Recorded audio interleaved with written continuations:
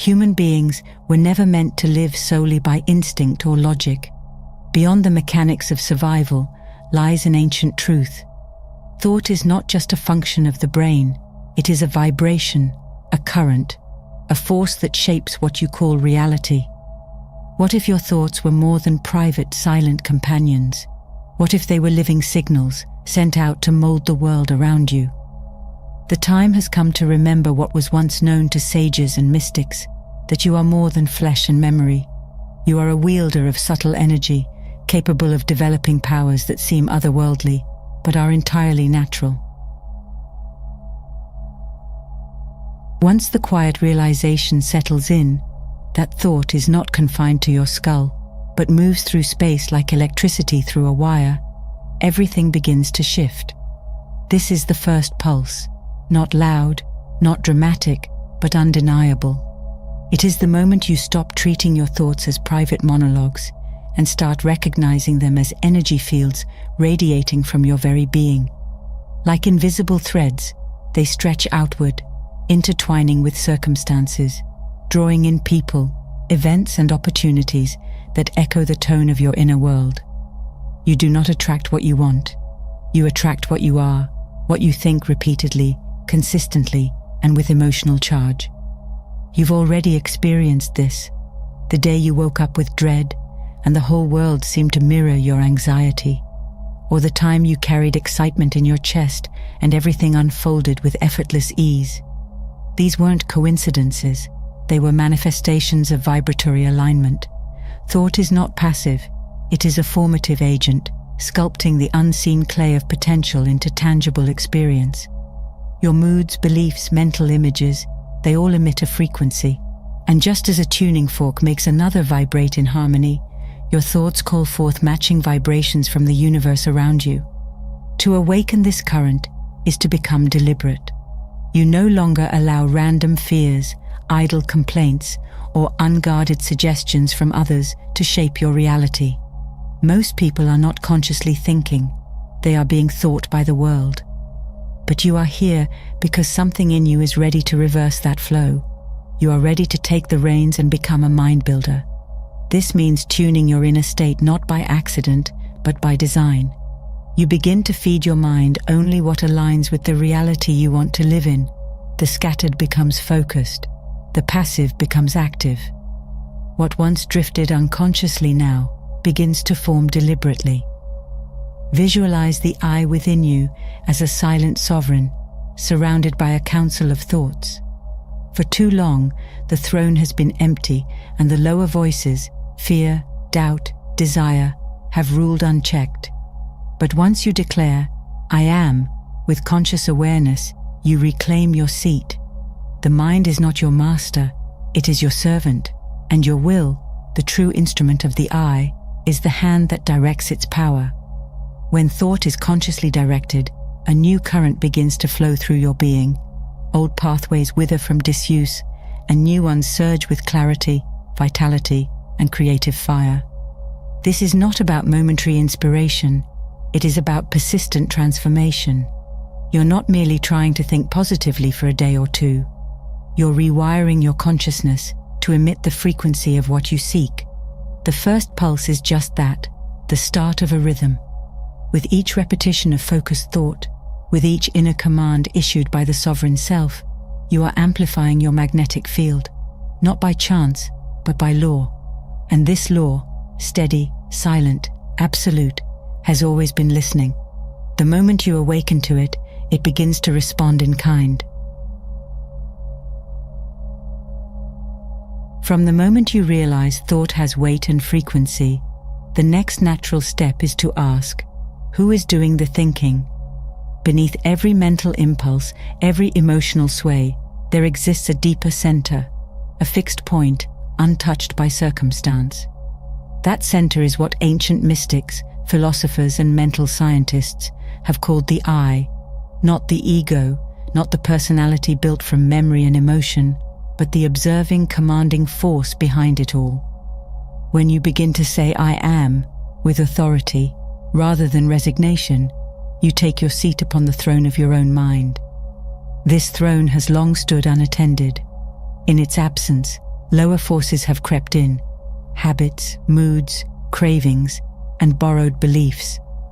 These have governed your mental kingdom, issuing commands that shape your actions, your relationships, and your perception of life. But once you awaken as the ruler, a reordering begins. No longer do you serve fear or desire, they begin to serve you. Will becomes your scepter, attention your sword. You're not suppressing the lower aspects of yourself, you're putting them in their proper place. They become workers in your service, rather than rebellious voices steering your ship. True mental sovereignty is not about control in the harsh sense. It's about clarity and conscious direction. You do not battle with your thoughts like a tyrant fighting a rebellion. You rise above them. When fear speaks, you listen, but do not obey. When anger rises, you observe, but do not react. Each time you choose awareness over reaction, the throne grows more solid beneath you. Each time you claim dominion over the mental realm, even in small moments, the old powers weaken. They no longer command, they whisper, and even then, only when invited. Sovereignty is responsibility. It means recognizing that every thought permitted to linger in your mind sends ripples into the unseen world, shaping the form your reality takes. If you leave the gates open, stray thoughts from the race mind, the collective mental field of society, will slip in and take root. But when you stand firm as the conscious I, you filter what enters. You direct what grows. The mind becomes your kingdom, your laboratory, your sacred space.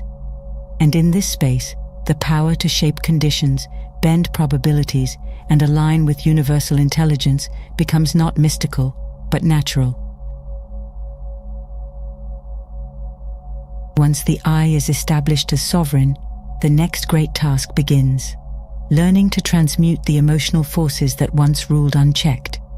Emotions, especially the darker ones, fear, anger, jealousy, despair, are not enemies to be exiled, but raw elements awaiting refinement. They are the uncut metals of the inner world. Emotional alchemy is the art of taking what is dense and volatile and transforming it into something radiant and constructive.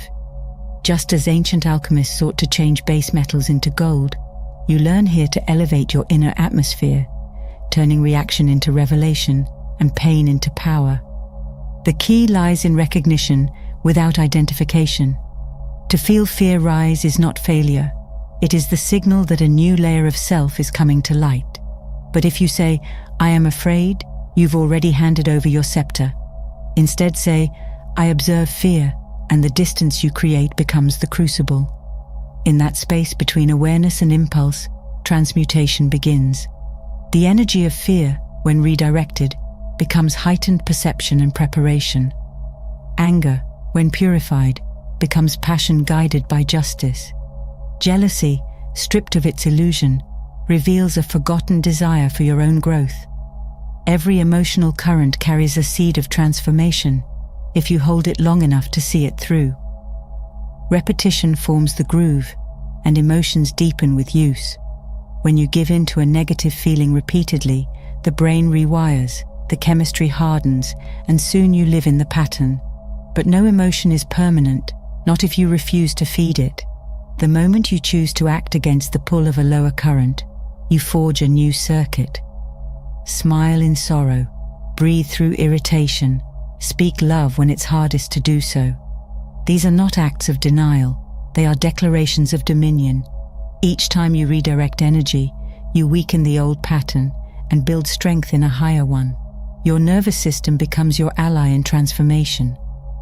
With time and persistence, emotional alchemy becomes instinctive. What once overwhelmed now informs. The storms you used to dread become sources of clarity and power. As the inner climate shifts, the outer world follows. People respond differently. Situations resolve with less resistance. The universe begins mirroring the harmony within.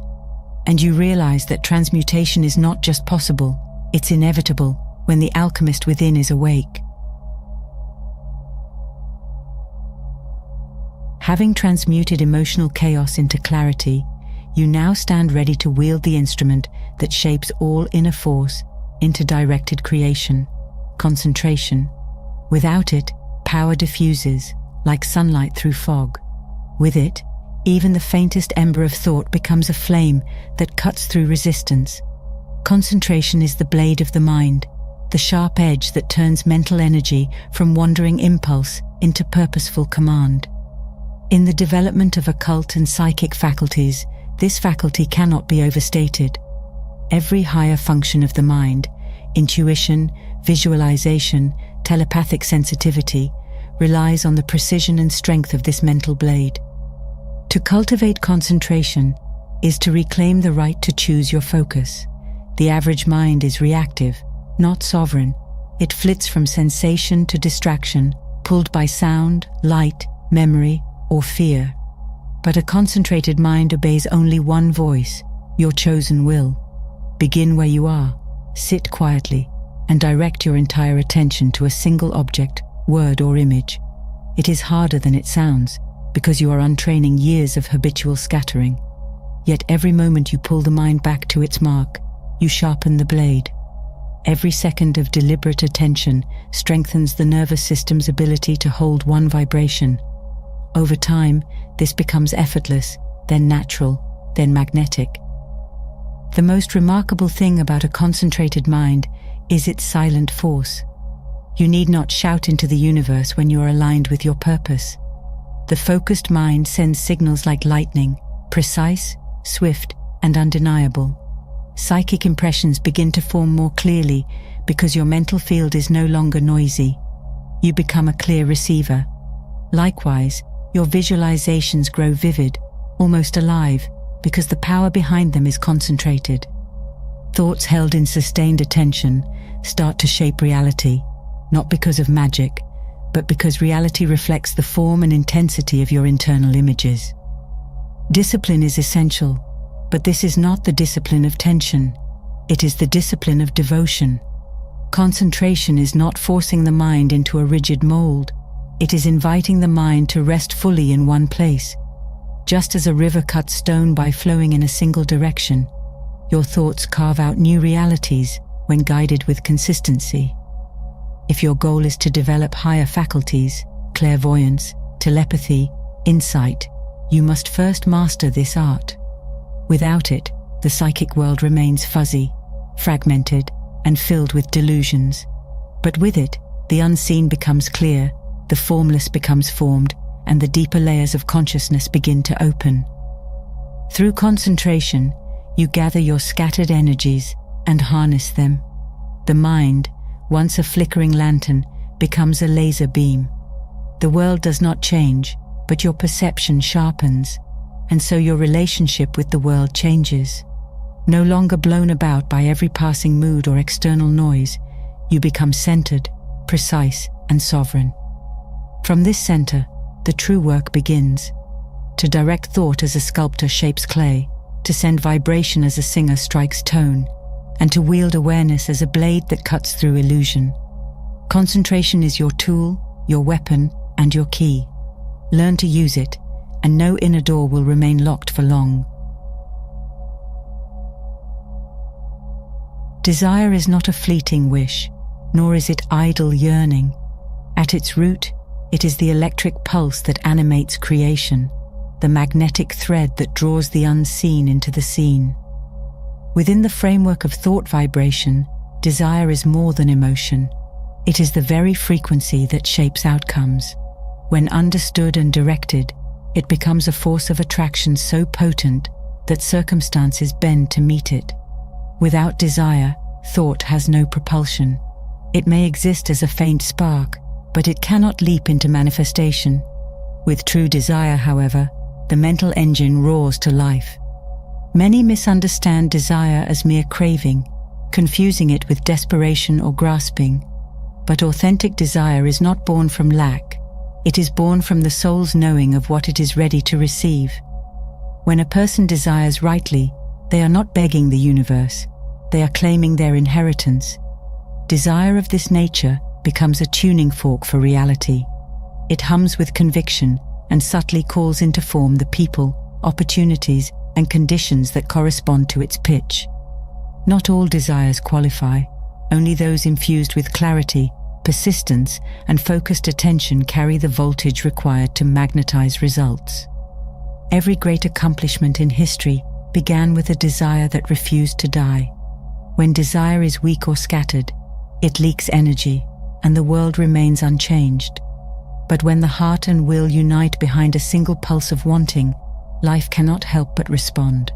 The key lies in falling in love with your aim, not passively, but actively. Think of desire as courtship with the invisible. The more fully you hold it, the more intimately the universe reveals its potential forms. Visualize the result, affirm it with speech, act in alignment, and above all, nurture the emotional fire that sustains it. To develop psychic or occult powers, this principle is central. Every step, from awakening intuition to controlling subtle energies, requires the sustained magnetism of desire. Without it, the effort falls limp and concentration fades. With it, every practice intensifies. The subconscious is activated, the thought currents become directed, and the law of attraction responds accordingly. Like draws like, but only when the signal is strong. Desire is that signal. When properly cultivated, it is not a hope. It is a command whispered through every cell of your being, echoed across the ethers, and fulfilled in time by the unerring laws of thought. Power is not found in isolated moments of brilliance. It is forged in rhythm, in repetition, in the grooves the mind returns to again and again. Habit, often underestimated, is the architect of permanence. Thoughts that are rehearsed become reflexes. Emotions that are indulged grow roots.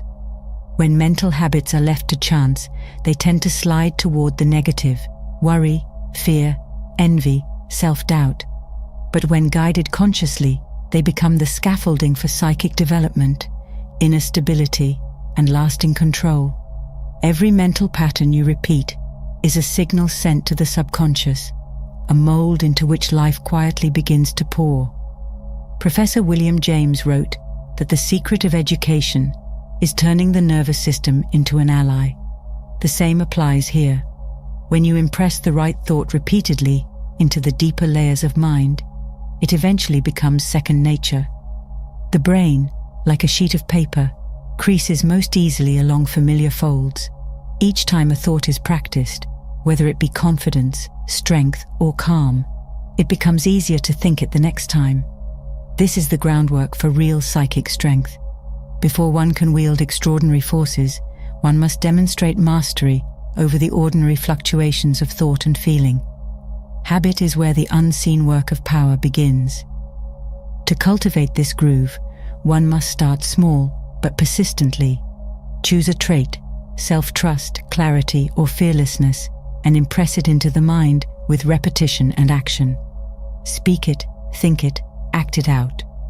Each moment of practice is a brushstroke painting the portrait of your future self. The time will come when you face a challenge, and instead of defaulting to old fears, you'll respond from your new mental baseline. That moment will not be magic, it will be momentum. The strength you've built through habit will carry you forward without conscious effort. Psychic growth does not spring from random flashes of effort, but from the discipline of mental cultivation, day by day, fold by fold. Reality does not play dice. Behind every experience, beneath every outcome, lies a structure more precise than any watchmaker's design. Life moves not by accident, but by immutable law. Thought is the architect, desire the magnet, and belief the compass. When things appear to just happen, it is not because fate is whimsical, but because thought, silent and often unrecognized, has been busily sowing seeds below the surface. Those who fail to see the connection between their dominant thoughts and their outcomes remain trapped in a fog of randomness. But those who awaken to the invisible threads begin to pull the strings of their own destiny. Every mental attitude is a command to the unseen. You do not need to shout to be heard. A quiet conviction held with consistency vibrates more powerfully than any passing wish. When you expect failure, even without saying it aloud, the universe receives your order and moves to deliver. Likewise, when you calmly hold the thought of success, not just desire but a knowing, you set in motion the forces that gather circumstances, people and ideas around your aim. This is not mysticism, it is mental chemistry. You emit a tone and reality resonates with it. Chance is merely a name for law, not yet understood.